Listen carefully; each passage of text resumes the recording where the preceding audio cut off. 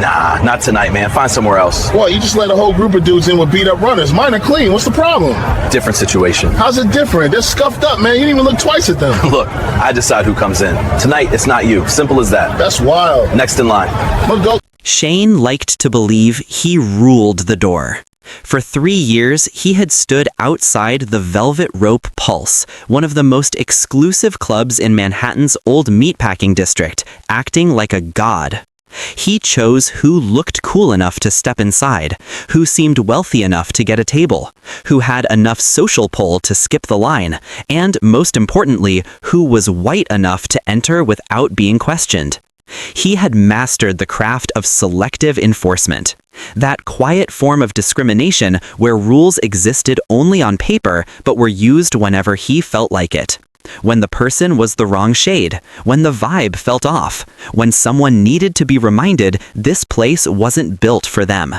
Shane had done it countless times.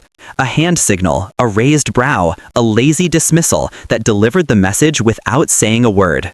Not you, not tonight, not ever. But when he stopped Joseph Dawson on a Friday night in October, when he looked at a black man in spotless sneakers and decided the dress code suddenly mattered, when he turned him away while a pack of white guys in beat-up running shoes partied inside, Shane made a fatal mistake. He didn't realize the glasses on Joseph's face were recording every second. He didn't know the man he was insulting had bought the building's deed just 2 weeks earlier. He didn't know his time as the king of the entrance was about to collapse right there on the sidewalk in front of the line he thought he controlled, in front of the nightlife world he believed he ran. This is how one man's everyday racism cost him his job. How a quiet investigation uncovered a pattern management had ignored for years. How the power out of Velvet Rope flipped in a single instant when the wrong person got denied entry. What you just watched was selective rulemaking, a modern form of segregation that needs no signs or laws, only a gatekeeper who understands exactly what he's doing. You saw the rejection. You saw the double standard. You saw the moment when Shane's own authority destroyed him. Now we're going to walk you through the whole story. The purchase, the test, the exposure, the fallout. If you believe rules should be the same for everyone, if you think power should fix injustice instead of protecting it, hit subscribe, because this story is about what happens when the person you dismiss ends up being the person who signs your paycheck. Joseph Dawson had been hearing whispers about Pulse for more than a year.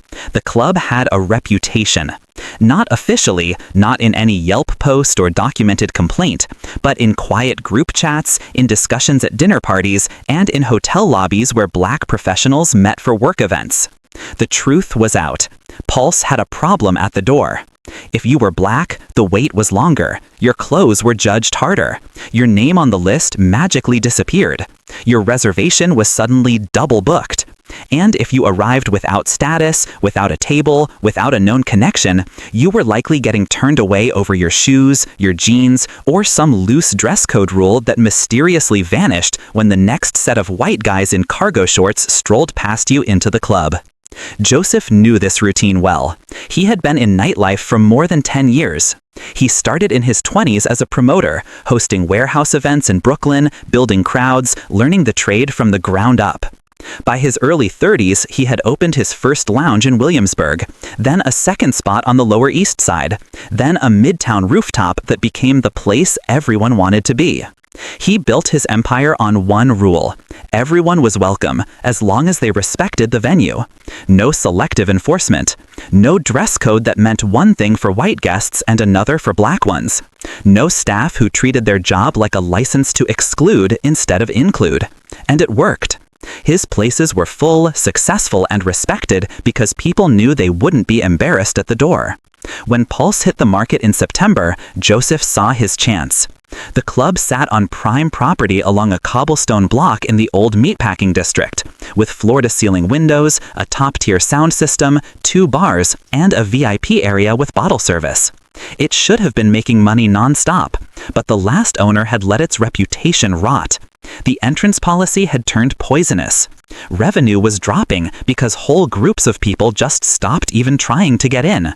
Why put yourself through that kind of treatment when a dozen Manhattan clubs would happily take your cash without the extra dose of discrimination?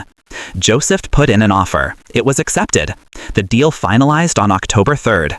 He became the new owner of Pulse, but he didn't announce it. He didn't hold any press event or update the website or send a staff memo. He wanted to watch the operation exactly as it ran. He wanted to see why those whispers kept spreading. He wanted proof, so he set up a secret test. He would arrive on a Friday night, dressed casual but neat, and see how he was treated. He ordered a pair of smart glasses with a hidden camera that recorded from his viewpoint. He would capture everything. The plan was simple. Would he be allowed into the club he now owned? Friday, October 13th. The irony wasn't lost on him. Joseph put on dark jeans, a fitted black sweater, and clean white sneakers. They were Jordan 1s, classic, stylish. They cost $300 and looked the part. They were spotless. He wasn't testing limits. He looked exactly like half the men going to clubs in Manhattan on a Friday night. Casual but polished. Nothing that should draw attention if the dress code was enforced evenly. He took an Uber to the meatpacking district and reached Pulse a little after 11. The street buzzed with the electricity of a Manhattan Friday. Groups of people in their 20s and 30s gathered along the sidewalk, smoking, scrolling their screens, waiting for their names to show up on lists. Music shook the ground from inside the club, a bass line that seemed to pulse through the street. Neon lighting glowed over the doorway. And standing at the entrance, clipboard in hand, radio clipped to his hip, was Shane. Shane looked mid-30s, tall and broad with a shaved head and a short goatee. He wore all black, the usual uniform of authority in Nightlife. He held himself like someone who enjoyed being in charge. Arms folded, eyes sweeping the crowd, a faint smirk that hinted he knew something you didn't. Joseph had met countless men like Shane, bouncers who treated their job as a status badge, who thought controlling a door made them powerful, who used the entrance as a stage to show dominance over people they assumed were less important. Joseph stepped into the line. He stood behind a pack of 5 white guys in their 20s. They were loud, already tipsy, laughing over something on a phone screen. Joseph observed them. He looked over their clothes. Jeans, untucked shirts, and their shoes. Running shoes. Not fancy sneakers, not clean. Real worn-down running shoes. The kind you'd use at the gym. Scuffed, dirty, the bottoms were worn out. One guy's laces were falling apart. If a dress code existed, if sneakers were truly banned, these guys should have been stopped immediately. Shane motioned them forward. The group walked to the front. Shane high-fived the first guy. He glanced at their IDs quickly, barely checking anything. He never mentioned the shoes. He never brought up the dress code. He waved them inside with a grin and told them to have a great night. The group slipped into the club, their laughter swallowed by the music.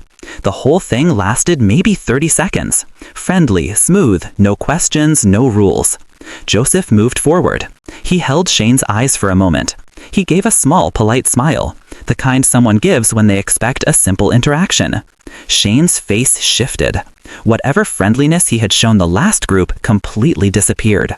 His gaze scanned Joseph's clothes, stopping on the white Jordans. Ones that looked cleaner than anything the previous guys had on. Shane's jaw tightened. He stepped ahead, using his body to block the entryway. He told Joseph it wasn't happening tonight. He told him to find another spot. No reason, no apology, just a cold refusal, spoken with the confidence of someone who had done this 100 times before. Joseph felt the usual wave of anger mixed with disbelief. He had expected this. That was the entire point of his visit. But knowing discrimination was coming and living through it were two separate experiences. He kept his voice steady and asked what the issue was. He pointed out that Shane had just let in a whole crew of guys wearing beat-up running shoes. His own sneakers were spotless. So what was the real problem? Shane shot back instantly, like he'd rehearsed it. He said it was a different case. Joseph pressed him. How was it different? Their shoes were falling apart. Shane hadn't even looked at them twice. The double standard was so obvious it was almost laughable. Nah, not tonight, man. Try someplace else. What? You just let a bunch of guys in with wrecked sneakers. Mine are clean. What's the deal? Different situation. How's it different? Their shoes are wrecked, man. You didn't even glance at them. Look, I choose who's coming in tonight. It's not you. Simple as that. That's crazy. Next in line. Shane shut him down without hesitation. He focused on the people behind Joseph, signaling the conversation was done. Joseph was supposed to step away quietly, embarrassed, defeated. Another black man pushed back to the margins. Another reminder that rules were flexible, that access depended on who you were, that some folks belonged and others didn't. Shane had probably watched dozens of men walk off after the exact same treatment, probably enjoyed the tiny rush of power each time. He probably never imagined any real backlash because there had never been any. Management didn't care, the former owner didn't care. The door rules were whatever Shane felt like enforcing that night. And Shane had decided, just like always, that black visitors were a problem to control instead of guests to welcome. But Joseph didn't move on. He stepped out of the line and pulled out his phone. He scrolled through his contacts until he found the number from Marcus Chen, the general manager of Pulse. Marcus had worked there for 5 years. He stayed after the ownership change because Joseph trusted his skill and thought the transition would go more smoothly with familiar leadership in place. Joseph had met Marcus twice since buying the club, but only in daylight, only in business clothes. Marcus had no clue that Joseph was standing outside his own club right now. He was about to learn quickly. Joseph called.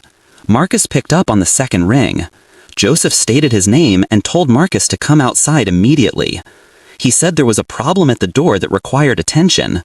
Marcus, to his credit, didn't question him. He said he would be right out. 2 minutes later, the door opened and Marcus stepped into view. He was in his 40s, Asian American, wearing a tailored suit. He looked stressed, like someone whose Friday night was about to get messy. His eyes scanned the crowd searching for Joseph. When he saw him standing off to the side, away from the line, his face went pale. Marcus hurried over, and his expression slid from confusion to shock as he understood what was unfolding. Joseph could see the calculations racing through his mind. The new owner was outside the club. The new owner was not inside enjoying special treatment. The new owner was on the sidewalk. Something had gone terribly wrong. Marcus greeted Joseph with a tense, respectful tone that drew the attention of people in line. He addressed him as Mr. Dawson, his voice just loud enough for Shane to hear. Joseph watched the bouncer's face shift. A flash of confusion, then recognition, then the slow, sinking realization that he had just made the biggest mistake of his career. Joseph kept his tone quiet but steady. He told Marcus that Shane had just refused to let him in. He explained that he had watched Shane welcome a group of white men in filthy running shoes while blocking him for wearing spotless sneakers. He said it was a perfect example of discrimination, selective rule-keeping, exactly the kind of conduct that had ruined the club's name and that Joseph had bought the place to correct. Marcus looked like he wanted to melt into the sidewalk. He apologized over and over. He insisted it must have been a mix-up. He started moving toward the door, probably planning to bring Joseph inside and calm the situation down. But Joseph stopped him. He said he wanted Shane present for the conversation. He wanted the bouncer to hear exactly what he had done. Marcus called Shane over. The bouncer walked up slowly, his swagger fading with every step. Up close, Joseph saw the instant when the truth finally hit him. Shane's expression shifted from bold to beaten in about 3 seconds. He tried to mumble some excuse, something about a judgment call, something about the energy, something about thinking Joseph looked aggressive. The excuses spilled out in a frantic attempt to make the situation seem like anything other than what it clearly was. Joseph cut him off. He said he wanted to show Marcus something. He tapped the side of his smart glasses. He explained he had recorded the whole thing. Every comment, every brush-off, every white guest who had been waved through despite wearing worse shoes. He asked Marcus if he wanted to watch the footage right now or if they should step inside to review it. Marcus looked nauseated. He glanced at Shane, whose face had gone totally blank. The bouncer understood he was done. There was no escaping recorded proof, no rewriting, no spinning the story. He had been caught red-handed. Joseph replayed the video on his phone, holding it so Marcus could view it. The footage from the glasses showed the group of white guys with their beat-up sneakers getting a high five and being waved through. Then it showed Shane's face as Joseph stepped up. The switch in attitude was impossible to deny. Then the audio played. Shane's voice, cold and dismissive, telling Joseph to go elsewhere. Joseph calling out the double standard. Shane insisting it was a different situation, never saying how. Shane claiming authority. Shane deciding who belonged and who didn't. Everything was there, unquestionable. Marcus shut his eyes for a second, as if closing them might erase the entire mess. When he reopened them, his expression had hardened. He knew his own job was at risk.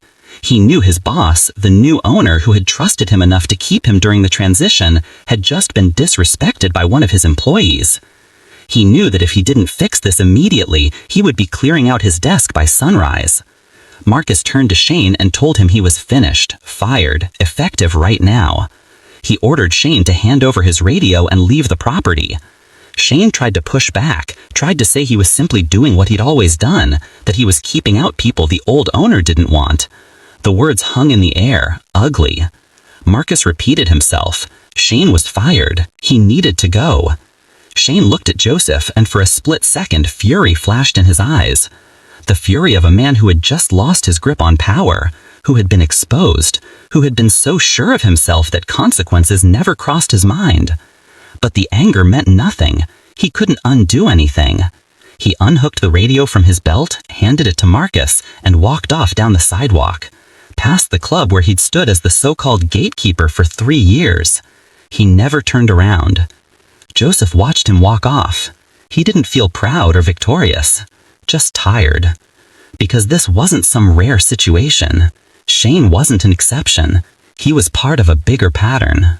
A pattern that lived in clubs, restaurants, stores, and office buildings everywhere. A pattern where people with tiny bits of authority used it to push others out, to belittle them, to quietly signal that some folks didn't belong. And a pattern supported by systems that tolerated it, that pretended not to notice, that valued convenience over fairness, that let discrimination thrive as long as it stayed subtle, casual, and easy to deny. Marcus turned to Joseph and apologized again. He said he truly hadn't known. Joseph mostly believed him. Marcus probably didn't know the exact situation, but he should have. It was his responsibility to know, to oversee, to make sure the entrance rules were being followed correctly.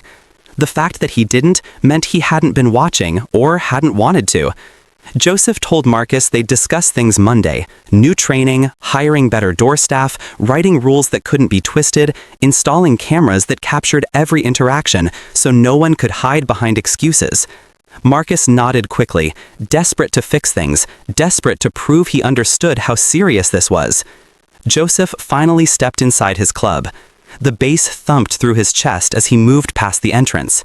The room was full, the dance floor packed, the bars crowded 3 rows deep. It was a strong night financially. Money was flowing, but Joseph couldn't ignore the truth that money had been flowing while certain groups were quietly shut out. That the success had been built partly on exclusion. That people who looked like him had been pushed away from this place. Standing there as owner, he walked through the crowd, watching everything. He studied his staff, he studied the customers. He saw exactly what needed to be fixed. The door policy was the biggest problem, but not the only one. The VIP section was nearly all white. The bartenders were all white. The playlist catered to one narrow group. The entire setup had been shaped, intentionally or not, to create a space where exclusive basically meant segregated. Joseph had bought the club aware it had issues. Seeing them up close was different. He went upstairs to the office and sat at the desk that now belonged to him. He opened the smart glasses recording on his laptop and saved it. He planned to use it during training. He would show it to every new and current employee. He would make sure everyone understood that selective enforcement was unacceptable, that rules applied to everyone or to no one, that if you couldn't explain a refusal, you had no business refusing anyone at all, that power came with responsibility, and once you misused that power, you forfeited it. Over the next few weeks, Joseph rolled out changes. He let go of 2 more bouncers who had complaints filed against them, complaints Marcus had brushed aside. He hired a new head of security, a woman with hospitality experience who understood the door's real purpose was to welcome guests, not scare them. He rewrote the dress code so it was precise and concrete. No more vague rules about proper attire that staff could twist however they wanted. No sneakers turned into designer sneakers allowed. Athletic shoes banned. Collared shirts required became no graphic tees. Every rule was exact. Every rule was applied the same way. He trained the crew himself. He made them role-play situations. He made them justify their choices. He made it clear that discrimination meant instant firing. He diversified the staff, too. He brought in black bartenders. He hired Latino promoters. He booked DJs who played a wider mix of music. He shifted the marketing so it showed that Pulse had new ownership and a new mindset. Everyone was invited. The reaction was quick. Revenue climbed. The club began drawing a broader crowd. People who had written off Pulse as a place that didn't want them started giving it another shot. The old reputation began to disappear, replaced with a new one, a reputation for fairness, for professionalism, for being a place where you could enjoy yourself without worrying about getting embarrassed at the entrance. Joseph still performed surprise checks. He would arrive without warning, sometimes dressed down, sometimes with a group, sometimes by himself. He tested his own door rules. He checked whether the improvements had lasted or old behaviors were sneaking back in. Most nights, everything went well. Once he had to fire another bouncer who got too rough with a guest, but overall, the culture changed. People understood the new owner meant what he said, that he wasn't going to allow the conduct that had been normalized under the old leadership, that accountability was real. 6 months after the situation with Shane, Joseph sat in the VIP section of Pulse on a Saturday night. The club was full. The dance floor was crowded with people of every race, every background, every style. The music was incredible. The atmosphere was electric. This was what nightlife was meant to be. A place where people gathered to escape their worries for a while, to dance, to drink, to meet others. A place that felt right because it was open to everyone, not closed off. Joseph thought about Shane once in a while. He wondered if the man had learned anything from getting fired, if he realized that his choices had real consequences, if he ever thought about the hundreds of people he had turned away over the years for no reason other than their skin color. Joseph doubted it. Men like Shane rarely look inward. They just move on to the next job, the next doorway, the next chance to flex power over people they believed were beneath them. The system almost never forced them to grow, because the system shielded them right up until the moment it didn't. Joseph had been fortunate in a way. He had the resources to purchase the club. He had the authority to remove Shane instantly. He had the influence to make changes stick. Most people who went through what he had endured that Friday night had no power at all. They had to swallow the insult and keep walking. They had to accept that certain places simply weren't meant for them. They had to carry the message that they were unwanted. That was the real harm of arbitrary enforcement. Not just the single act of bias, but the heavy buildup of countless tiny dismissals that taught people to shrink their hopes, to settle for less, to eventually stop trying. Joseph had used his authority to fix one wrong, but he was still just one man, one venue, one set of rules in a single city. The issue stretched far wider. In the restaurant that took online bookings but somehow had no space when you called. In the store where security shadowed you while white customers browsed without notice. In the apartment complex where your file vanished but the next person was approved in days. In the countless subtle signals reminding people daily that the rules shifted for them, that entry depended on whim, that they had to work twice as hard for half the acknowledgement. As Joseph sat in his club watching the crowd move, he knew he hadn't fixed anything on a larger scale. He had repaired one situation in one spot. It mattered, but it wasn't everything. It would never be enough until men like Shane faced consequences every time they abused their small slice of power. Until the structures that protected them were torn down and rebuilt. Until arbitrary enforcement was understood for what it truly was. Discrimination with friendliness, racism hidden behind professionalism, exclusion disguised as judgment. But tonight, inside this club on this dance floor, the standards applied equally. The dress rules were specific. The door policy was fair. And if you showed up with clean shoes, no matter who you are or how you looked, you were let in. It wasn't full justice, but it was a beginning. Joseph lifted his glass toward the people below. To those who had once been pushed out and are now inside, dancing, enjoying, claiming space. To the ones who would never again deal. To the small victory of making one room in one city feel just a little more open to everyone. The music kept pulsing, the night rolled on, and at the entrance, the new bouncer welcomed a black man wearing sneakers without hesitation. Just another guest, just another human being, just another evening at Pulse, where the only real requirements were paying your tab and respecting the place. Shane was gone, but the work continued.